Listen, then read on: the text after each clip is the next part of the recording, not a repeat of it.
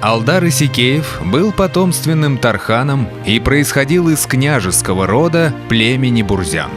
Как и все башкирские тарханы, он был обязан участвовать во всех походах и войнах, которые вела Россия. И молодой башкирский воин рад любой возможности проявить свою недюжинную силу и безрассудную храбрость. В 1689 году он участвует в крымском походе под командованием князя Голицына. Через 10 лет в Азовском походе под командованием молодого царя Петра I. 70-тысячное русское войско осадило турецкую крепость Азов, закрывавшую России выход в Черное море. Крепость оборонял 5000-ный турецкий гарнизон. По обычаю того времени, перед сражением должен был состояться поединок богатырей враждующих сторон. Турки выставили черкесского воина, русские — башкирского батыра Алдара Исикеева. Победил башкир. Азов был взят русскими войсками, а Алдар получил от царя грамоту, о чем сообщалось много лет спустя. По указу Ея Императорского Величества определили на Гайской дороге Бурзенской волости тарханом Алдарбаю Исикееву с товарищи записать их в новую тарханскую книгу. За прежние его службы, как он, Алдар, служил и был в Крымском и Азовском походах, и в Азовском походе ранен 3 ранами, и выезжал на поединок и убил выезжего на противу себя черкешинина. Такоже поймал собою языка одного крымчанина и объявил блаженные и вечно достойные памяти его императорскому величеству Петру Великому по слугу. Указ императрицы Анны Иоанновны, 1734 год. В начале нового, 18-го столетия Россия вступает в изнурительную Северную войну. Участвуют в ней и башкиры. 1000-ный башкирский отряд отправляется на фронт.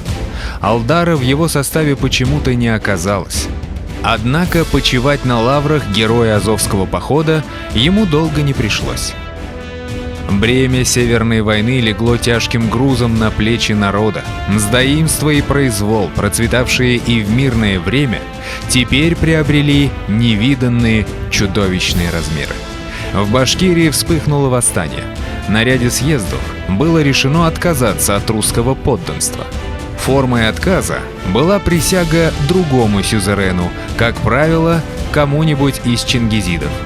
В Башкирию был привезен потомок хана Кучума, который был провозглашен башкирским султаном. Стоит этот царь-салтан под уфимским городом на речке Чесноковке в 3000 и прислал в вотчины башкирские свое знамя и велит башкирцам собираться, и хочет уфимский город взять и уездные деревни вырубить, и хвалится идти под сибирские слободы и говорит такие речи: «Я ваш прямой царь, и не берет меня ни огонь, ни вода». И с Ногайской дороги башкирцы все ушли к нему, салтану, в войско. На поимку хана из Уфы выступает усиленный полк под командованием дворянина Хохлова. Алдар-Тархан встретил его близ горы Юрактау, близ современного Стерлитамака.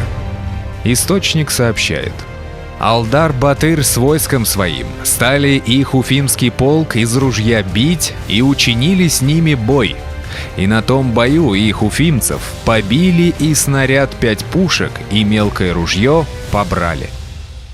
В это время из Уфы на подкрепление подошли еще 2 драгунских полка, но они также были разбиты. Разгром Алдар-Батыром 3 регулярных полков стал сигналом к поголовному восстанию не только всей Башкирии, но и всех народов Поволжья. 30-тысячное башкирское войско во главе с Алдаром вторгается в Казанский уезд. Пылают крепости и села. Впереди уже видна Казань. Но в 30 верстах от города башкирских повстанцев встречает князь Хованский. Повстанцы намеревались, взяв Казань, возвести на престол возрожденного ханства Чингизида Ибрагим-хана. Однако после нескольких кровопролитных боев стороны расходятся. Алдар отступает обратно в Башкирию, Хованский его не преследует. Алдар строит грандиозные политические альянсы, устанавливает связь с Крымом, Стамбулом, Хивой, Северным Кавказом, где его эмиссар, потомок хана Кучума, султан Мурат, поднимает восстание, а также с восставшим под предводительством Кондратия Булавина Доном. Английский посланник при русском дворе сэр Чарльз Витворд пишет: «Божьей милостью Булавин состоит в союзе с башкирами». На соединение с башкирами прорывается знаменитый атаман Игнат Некрасов, но недалеко от Саратова его отражает 10-тысячная калмыцкая конница. Восстание в Башкирии длится еще много лет. Краем в течение 20 лет фактически правит Алдар-Тархан от имени назначаемых им ханов. Но все его политические проекты рухнули, когда в 1734 году хан младшего казахского жуза Абул-Хаир принимает русское подданство, результатом чего становится строительство Оренбурга и учреждение одноименной губернии. Вспыхивает новое восстание. Его подавляют со звериной жестокостью, граничащей с геноцидом. В 1740 году Алдар-Тархан отправляется в Петербург, чтобы ходатайствовать перед царицей за нещадно истребляемый башкирский народ. Но в Самаре его арестовывает князь Урусов. 70-летнего Алдара припроводили в Мензелинск и после пыток казнили. Так закончилась жизнь прославленного башкирского батыра, память о котором всегда жила в сердце народа.